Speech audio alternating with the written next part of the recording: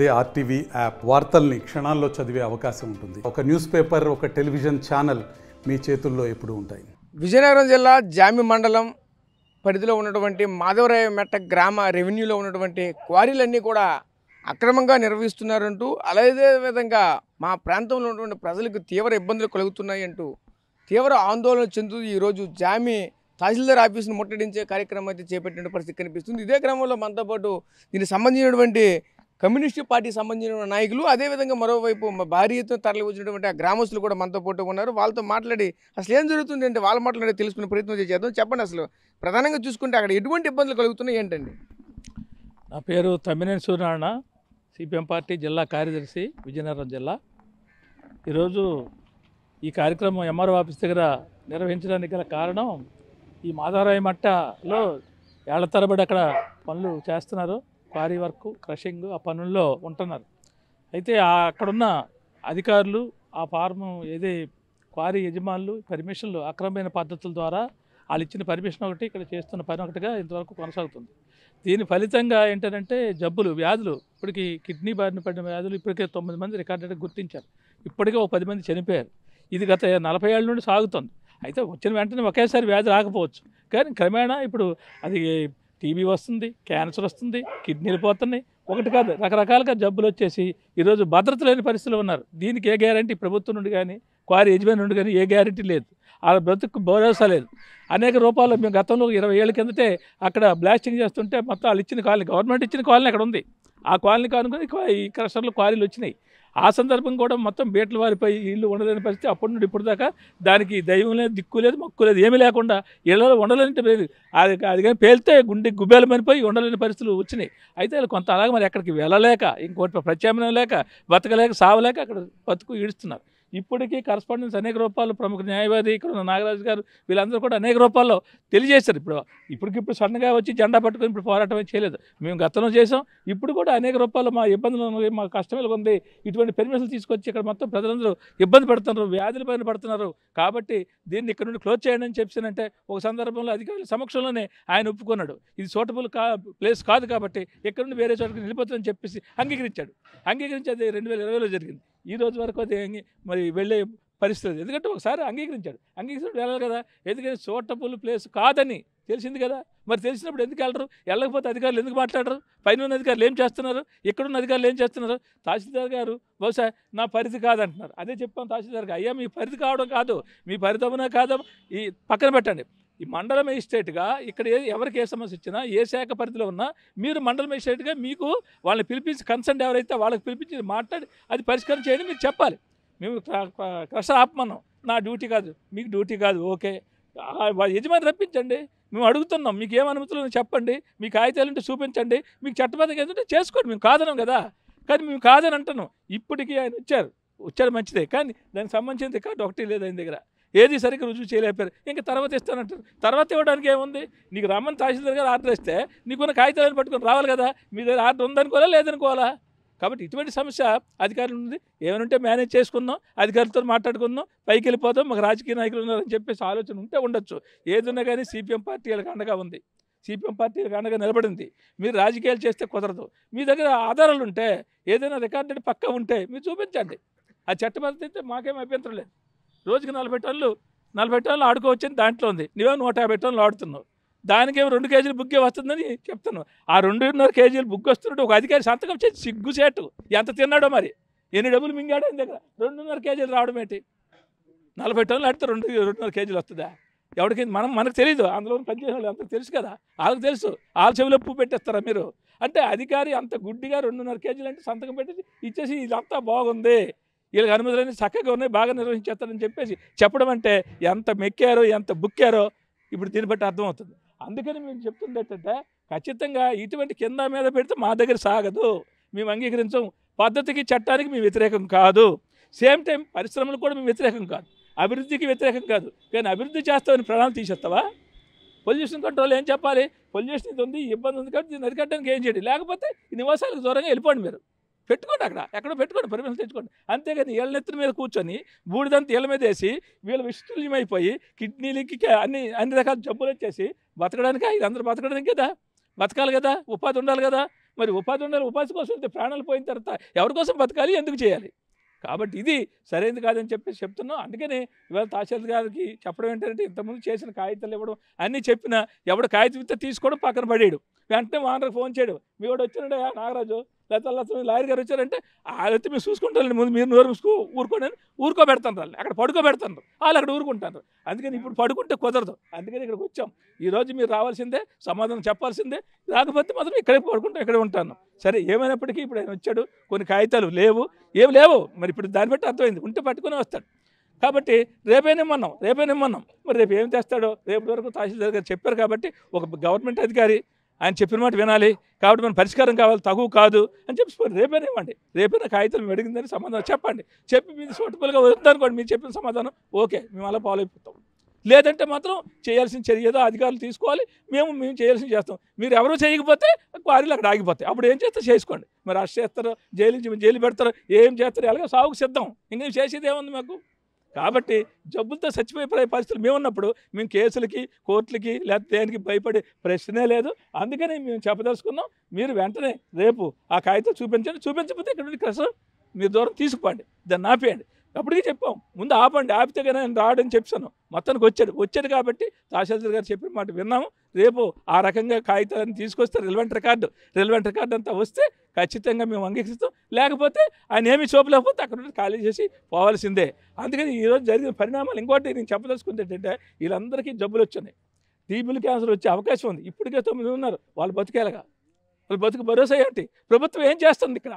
ఏం చేయాలి ఇక్కడ? వాళ్ళకి ఏ రకంగా ఉపాధి వస్తుంది? వాళ్ళు ఎలా బతకాలి? అందుకని వాళ్ళకి పరిహారం కూడా ఎవరికైతే ఆ సమస్య వచ్చిందో వాళ్ళందరికీ ప్రభుత్వమే పరిహారం కూడా నెలకి ఎంతో కొంత 5,000, 2,000, 3,000 పరిహారం కూడా ఇవ్వాల్సి ఉంటుంది. దానికోసం కూడా మేము పోరాడతాం. వాళ్ళ బతుకి భద్రత కల్పించేదాకా సిపిఎం పార్టీ పోరాడుతుందని చెప్పేసి మీ ద్వారా ప్రభుత్వానికి వాళ్ళకి హెచ్చరిస్తాం. మీరు చెప్పండి, ఆ గ్రామంలో అసలు ఏం జరుగుతుంది ఏంటి? నా పేరు నాగరాజ్ అండి, నాది మాదరామెట్ట గ్రామం. నేను కూడా క్రషర్ బాధితుడినే. మాదరామెట్ట మీద రికార్డెడ్గా 90 ఫ్యామిలీస్ నివాసం ఉంటున్నాయి. ఇంకా ఇతర ప్రాంతాల నుంచి మైగ్రేట్ అయిన వాళ్ళు వీళ్ళందరూ కలిపి 150 కుటుంబాల దాకా ఉన్నాయి. ఇందులో ఇప్పటికే 11 మంది కిడ్నీ వ్యాధితో చనిపోయారు. చనిపోయిన వాళ్ళందరూ కూడా 60 ఏళ్ళ లోపు వాళ్ళే. ఎవరు 60 ఏళ్ళు దాటి చనిపోయిన వ్యక్తులు ఎవరు లేరు. అలాగే ఈ మధ్య కాలంలో మెడికల్ అండ్ హెల్త్ స్క్రీనింగ్ టెస్టులు చేసింది. మాధవరాయమెట్ట మీద ఉన్న ప్రతి ఒక్కరికి అన్ని రకాల రక్త పరీక్షలు నిర్వహించి 9 మందికి సీరం క్రియేటిన్ లెవెల్స్లో తేడాలు ఉన్నాయి, కిడ్నీ వ్యాధి ప్రబలే అవకాశాలు ఉన్నాయి, వీళ్ళకి మేము ప్రత్యేక కేరింగ్ తీసుకుంటాం అన్నట్టు వాళ్ళు రిపోర్ట్లు ఇచ్చారు. ఇంత ప్రమాదం జరుగుతున్నా చాలా నీరెస్ట్గా జిల్లాలోనూ ఎక్కడా లేనటువంటి జిల్లాలో ఒక జనావాసాలకు చాలా దూరంగా క్రషర్లు ఉన్నాయి. ఒకవేళ దగ్గర అయితే క్రషర్లు ఆపేసి తరలించారు తప్పితే కానీ ఇక్కడే చాలా అన్యాయంగా అందరూ గిరిజనులమి, దళితులమి, వెనకబడి తరగతులమని చెప్పి అన్యాయంగా అడ్డగోలుగా మా నెత్తి మీద క్రషర్ పెట్టి ఆడుతుండవు. ఏమనంటే దానికేమో లోకల్ ఇష్యూస్ని వాటిని చెప్పేసి కాంట్రాక్టర్ను, అధికారులని కూడా తప్పుదో పట్టించే ప్రయత్నం చేస్తుండో. అందులో భాగంగానే సిపిఎం పార్టీ మాకు అండగా నిలిచింది. గతంలో కూడా పోరాటం చేసాం. సిపిఎం పార్టీ ఆధ్వర్యంలో గతంలో 9 నెలల పాటు రిగ్ బ్లాస్టింగ్ పోరాటం చేసాం. ఆ రోజు అందరూ మా బతుకులు అందులో ఉండేవి, మా పనులు అందులో ఉండేవి. ఆ రోజు ఒక సర్దుబాటు చేసుకొని ఇంత లోతుకి వెళ్ళకూడదు, ఇంత చేయాలనేసి ఒక సర్దుబాటు చేసుకొని ఆ రోజు విరమించాం. కానీ ఈరోజు అందులో మాకు ఎవరికి బతుకులు లేవు. ఈరోజు ఆడు వ్యాపారం చేసుకొని లాభాలు తీసుకుంటాడట, ఆ దుమ్ము దూలు మన ఎత్తి మీద వేస్తాడట. ఇప్పటికే ప్రాణాలు పోతున్నాయని ఆడికి ఎవరికి పట్టదట. పోనీ ఎందుకు పోతున్నాయని కూడా చెప్పిన అధికారం లేడు, ప్రభుత్వం లేదు. కాబట్టి ఈ పోరాటం ఆగదు. ఖచ్చితంగా క్రషర్ తీసి వేరే ప్రాంతంకి వెళ్ళేంత వరకు మా పోరాటం సాగుతుంది. మీరు చెప్పండి, ఇక్కడ ఉన్నటువంటి స్థానికంగా ఉన్నటువంటి ఒక ప్రజలుగా అసలు మీరు ఎటువంటి ఇబ్బందులు ఎదుర్కొంటున్నారు? అసలు ఏం జరుగుతుంది అక్కడ గ్రౌండ్ లెవెల్లో? సార్ నమస్తే సార్, నా పేరు మంగమ్మ, మాదరామెట్ట. మేము ఇక్కడికి వచ్చి 35 సంవత్సరాలు అవుతాం సార్. అప్పటి నుంచి వాళ్ళ దగ్గరే మేము బ్రతికాం సార్, కోరి పని చేసుకొని. అప్పటికి ఇప్పటికి మాకంటూ ఒక విలువ, ఒక వాల్యూ లేదు సార్. మమ్మల్ని ఎవరిని ముందుకు తీసుకొచ్చే బాధ్యతలు అయితే ఎవరూ పడలేదు సార్. మాకు మేమే మా ముడుకోత పట్టుకొని మేమే బయటకు వచ్చాం సార్. ఈరోజు అనారోగ్యం పాలయ్యిందనే కూడా మీకు ఎందువల్ల అనారోగ్యం వచ్చిందని అధికారులు వచ్చి అడిగితే మీకు వాటర్ ప్రాబ్లం వల్ల వచ్చిందమ్మా, శుద్ధ వాటర్ వల్ల మీ అనారోగ్యం పాలైపోయిందని చెప్పారు సార్. అప్పుడులో ఏటన్నారంటే మీకు మంచి వాటర్ పెడతామమ్మా, మీకు మినరల్ వాటర్ పెడతామని ఈసుబాబు గారు మాకు మాట ఇచ్చారు సార్. కానీ ఆ మాట అయితే ఇచ్చారు కానీ మాకు అక్కడ జరిపించలేదు సార్. మాకు రావాల్సిన వాటర్ ఎక్కడికో పంపించుకున్నారు సార్. మేము ఏంటంటే బోర్ వాటర్ తాగడం వల్ల ప్రతి ఒక్కరికి కూడా కిడ్నీ ప్రాబ్లం. అప్పుడు 11 మంది చచ్చిపోయిన దాంట్లో మా అత్తగారు ఉన్నారు, మా మామగారు ఉన్నారు సార్ కిడ్నీ ప్రాబ్లం. ఇప్పుడు 9 మంది అనారోగ్యంలో ఉన్నప్పుడు మా మరిది గారికి మా ఆయన గారికి సార్ ఇప్పుడు కిడ్నీ ప్రాబ్లం ఉంది, లివర్ ప్రాబ్లం ఉంది. కానీ టెస్టులు చేశారు. కొన్ని టెస్టులు చేస్తే విజయనగరం పంపించారు సార్. అందులో తేలింది మీకు కిడ్నీ ప్రాబ్లం ఉంది, లివర్ ప్రాబ్లం ఉంది. కానీ మాకైతే ఎటువంటి వైద్యం అందలేదు సార్. మేము కష్టపడి రాళ్ళు కొట్టుకొని అలాగా ఏదో కొంత గొప్ప బాగు చేసుకుంటున్నాం. ఇప్పుడు మేము కావాల్సింది ఏంటంటే మాకు వాళ్ళ ఆస్తులు కావాలని అడగలేదు, మాకు హక్కులు కావాలని అడగలేదు. మా ఆరోగ్యం మాకు ఇలాగ లేలపాలు అయిపోతుంది. మా వరకు పోయింది, మా పిల్లల వరకు రాకూడదు సార్, మీరు ఇది ఆపండి అని చెప్పి మేము గతం సంవత్సరం 2 సంవత్సరాల కోసం మేము ఆపుతున్నాం సార్. ఇదిగో 10 రోజులు, అదిగో నెల రోజులు, ఇదిగో సంవత్సరం, అదిగో సంవత్సరం అలా గ్యాప్ ఇచ్చుకుంటూ ఆడిస్తున్నారు. కానీ ఆపట్లేదు. ఆపడం ఇప్పటి వరకు రాలేదు. ఇప్పుడు ఒక 11 మంది ఆల్రెడీ చనిపోయారు, 9 మంది ఇప్పుడు అనారోగ్యం పాలున్నారు. ఉన్నవారు కూడా అలాగే ఉన్నారు. ఇంకా వాళ్ళకి టెస్టులు ఏమి లేవు. అందుచేతన మాకు ఇప్పుడు ప్రెషరు పూర్తిగా వాళ్ళకి తీసి మనం చెప్పలేదు సార్. ఎక్కడికో మాకు దూరంగా పెట్టుకోండి, బ్రతకండి. అందులో మాము కూడా పనిచేస్తాం. మేము బ్రతకవలసిందే అందమే సార్. మాకు భూములు, పొట్టలు, ఆస్తులు, అంతస్తులు ఏమి లేవు. మేము రెక్కలు మొక్కలు చేసుకొని కడుపు పొట్ట కొరకు మేము రాళ్ళు కొట్టుకొని బ్రతుకుతాను. ఈ రోజుకి మా రాళ్ళు కొట్టుకున్న వాళ్ళకి మాత్రం ఎవ్వరూ కూడా ముందుకు తీసుకొచ్చి మీ వల్ల మేము మేడలు కట్టాం, మా వల్ల రోడ్లు, మా వల్ల భవంతరాలు, మా వల్ల అపార్ట్మెంట్లు, మేము కోరి పని చేయడం వల్ల, మేము రాళ్ళు కొట్టి పిక్కనొల్లి అవన్నీ చేయడం వల్ల, అందువల్ల వాళ్ళు బతుకుతాండ్రు. కానీ మాకు మాత్రం ఇట్లా ఓన్లీ కూడు కోసమే బతుకుతాను. ఈరోజు మాకు ఏట కావాలంటే ఆరోగ్యం పరంగా మాకు మంచి వాటర్ కావాలి. ఈ క్రెషర్ తీసి మీరు ఎక్కడో పక్కన పెట్టుకోండి సార్ అని చెప్తాను. మేము వాళ్ళ దగ్గరే బతుకాం. వాళ్ళకి ఎదిరించినంత మాకు దమ్ము లేదు సార్. మేము పేదవాళ్ళం, మేము కూలి వాళ్ళం. వాళ్ళకి ఎదిరించే నాయకులకే హక్కు లేదని అంటారు. మేమేమత్తాం సార్, నోకల వాళ్ళం. మేమేం చేయలేము. అధికారులకు అడగండి సార్ అంటే మేము ఆపే హక్కు లేదమ్మా అంటున్నారు. జీతం తీసుకుని దేనికి సార్ తీసుకుంటారు? మీ పిల్లలు బతకడానికి కోసం మీరు ఎక్కడి నుంచో వచ్చి ఇక్కడ జాబులు చేస్తాండ్రు. మేము ఊరికొకరు వచ్చి ఇక్కడ ఒక ఇల్లు కట్టాము, ఊరికొకరు వచ్చి ఇక్కడ ఒక వాడ అయ్యింది. మా 10 మంది వచ్చిన తర్వాత మీరు బాగుపడ్డారు. మా వరకు మీకు కార్లు, మా వరకు మీకు జాబులు, మీ పిల్లలు ఎక్కడెక్కడో చదివించుకుంటారు. మేము మాత్రం ఇక్కడే ఉన్నాం సార్. మేము వచ్చిన కానించి ఇప్పుడు సచ్చే వరకు ఈ నేలను పట్టుకొని ఉన్నాం. కానీ మాకంటే ఎవరు ముందుకు తీసుకెళ్ళలేదు సార్. మాకు ముందుకు తీసుకెళ్ళమని కూడా వాళ్ళు అడగలేదు. మా ఆరోగ్యం కోసం చూడండి అని చెప్తాను. వాళ్ళు ఇప్పటికి ముందుకు రావట్లేదు. వాళ్ళు ఎవరెవరో పెద్దవాళ్ళు సార్. వాళ్ళు ఇప్పుడు అక్కడి నుంచే ఫోన్ చేసి ఇక్కడ పడివచ్చు. మేమేం చేస్తాం? ఇప్పుడు వరకు 3 గంటల వరకు మా పొట్టను పట్టుకొని వాళ్ళ ముందు మేము ధర్నా చేసాం. కానీ బయటకు రాలేదు. ఇప్పుడు ఒక్కసారి బయటకు వచ్చి ఏమని చెప్తాండ్రు, మాకు ఆపే అధికారం లేదమ్మా. మేము ఆపే అధికారం లేనప్పుడు రోడ్డు సోలపున ఎవరో ఇంత టీ కొట్టి పెట్టుకుంటే ఇది గవర్నమెంట్ సూట్ అమ్మా, ఇది ఆర్ఎంబీ సూట్ అమ్మా, నువ్వు అక్కడ ఎందుకు పెట్టామని పడదేస్తున్నారు సార్. మరి ఎంత పెద్ద నిన్ననేది మనను డీజే పెట్టుకున్నాం సార్. మేము బొమ్మ నానపడానికి మా కాడ 1000 రూపాయలు వసూలు చేసి పోలీసులు తెచ్చుకున్నారు సార్. మరి ఎంత బ్యాస్టింగ్ చేసేటప్పుడు ఎన్ని కోట్లు మీరు అల్దారి వసూలు చేస్తారు? మేము ఓన్లీ 5,000 రూపాయలు పెట్టి డీజే పెట్టుకుంటే ఆ సౌండ్ బయటకు వినపడకూడదమ్మని చెప్పేసి మా దగ్గర నంచం తీసుకునేటప్పుడు ఇంత పెద్ద బ్యాస్టింగ్ అయ్యేటప్పుడు మీరు ఎంత తీసుకున్నారు? కానీ మేము అడగం సార్. అది మేము అడగం. మాకు హక్కు లేదు కూడా. అది మీ ఇష్టం. మీరు ఎంత ఎవరికి ఇచ్చారా, ఎవరు తిన్నారా మాకు అనవసరం సార్.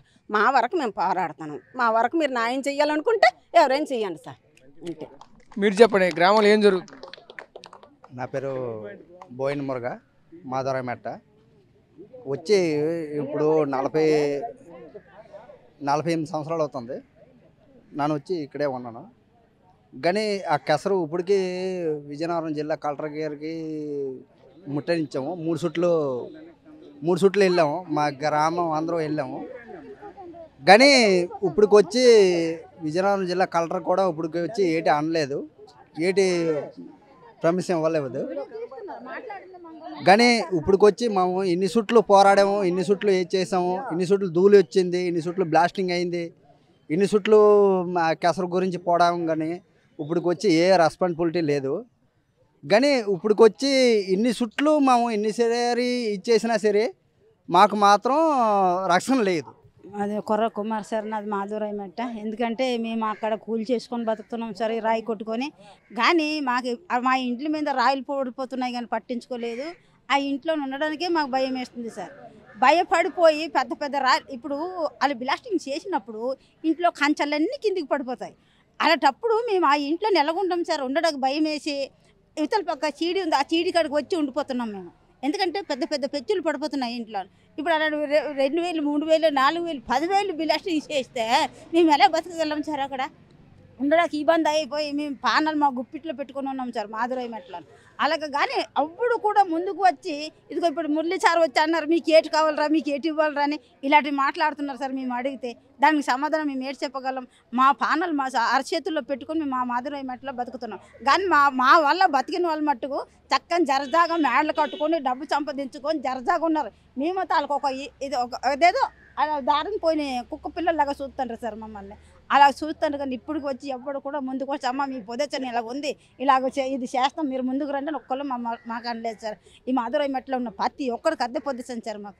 సో చూసాం కదా, తీవ్ర ఆవేదన వ్యక్తం చేసిన పరిస్థితి కనిపిస్తుంది. ముఖ్యంగా చూసుకుంటే ఏదైతే జామి మండలం పరిధిలో ఉన్నటువంటి మాధవరాయ మెట్ట రెవెన్యూ పరిధిలో ఉన్నటువంటి ఏదైతే కసరాలు అక్కడ ఉన్నటువంటి క్వారీలు ఖచ్చితంగా అవి అక్కడ ఉన్నటువంటి వాటిని నిరోధిస్తే తప్పకుండా మా ప్రాణాలకైతే మాత్రం ఒక భరోసా లేదంటూ కూడా చెప్పుకోవాల్సిన పరిస్థితి. ఎందుకంటే ఆ బ్లాస్టింగ్ చేసేటప్పుడు అయితే మరి ఎంతో పెద్ద సౌండ్లు అయితే వస్తున్నాయి. ఆ సౌండ్లు అయితే మేము తట్టుకోలేకపోతున్నాయి. అదేవిధంగా ఇంట్లో ఉండేటప్పుడు అయితే పెద్ద పెద్ద పెచ్చులు కూడా వచ్చి మా పైన పడుతున్నాయి అంటూ కూడా తీవ్ర ఆవేదన వ్యక్తం చేస్తున్న పరిస్థితి కనిపిస్తుంది. అదేవిధంగా స్థానికంగా ఉన్నటువంటి అధికారులంతా కూడా ఎంతమంది ఎంత లంచాలు తీసుకున్నారో తెలియదు, కానీ ప్రతి ఒక్కరు కూడా వాళ్ళ వైపే మాట్లాడుతున్నారంటూ కూడా తీవ్రంగా ఆవేదన వ్యక్తం చేసిన పరిస్థితులు కనిపిస్తున్నాయి. కెమెరా పర్సన్ నాయుడుతో రాజేష్, RTV, విజయనగరం నుంచి. తెలుగులో న్యూస్ కి ఫాస్టెస్ట్ యాప్ ఇప్పుడు టోటల్లీ న్యూ అవతార్లో జస్ట్ 5 seconds లో కంప్లీట్ న్యూస్. సోషల్ మీడియాలో ట్రెండ్స్ కి one stop solution. Live TV app voice search option తో ఇప్పుడే డౌన్లోడ్ చేయండి లేదా అప్డేట్ అయిపోండి. యాప్ లింక్ డిస్క్రిప్షన్ లో ఉంది.